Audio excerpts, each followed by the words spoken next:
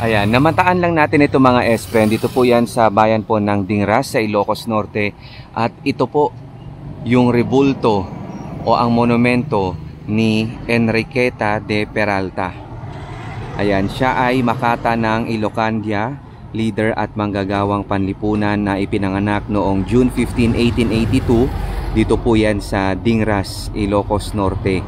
Tapos sabi niya dito, kalihim ng Dingras Women's Club noong 1918, tigasiyasat ng Rural Credit Association ng Northern Luzon noong 1919, tapos kinatawan ng Infant Mortality Conference sa Maynila noong 1920. Ayan, tas naging pangalawang pangulo ng Ilocos Norte Women's Club noong 1922, tigapagtatag ng Periculture Centers ng Northern Luzon at pangulo ng Provincial Women's Club of Ilocos Norte noong 1923 to 1938 at nagharap sa pambansang kumbensyon ng Women's Club ng panukalang magkaroon ng araw ng mga ina at kasamang nagtaguyod sa lehislatura ng karapatan ng kababaihan sa pagboto at namatay po siya noong April 29, 1940.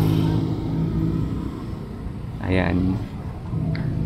So mabuti nagkaroon din po siya ng recognition at ng ganito pong pagkilala, ibig ko sabihin, at ganito pong historical marker, 'di ba? Bilang syempre pag-recognize sa kanyang mga nagawa o naiambag,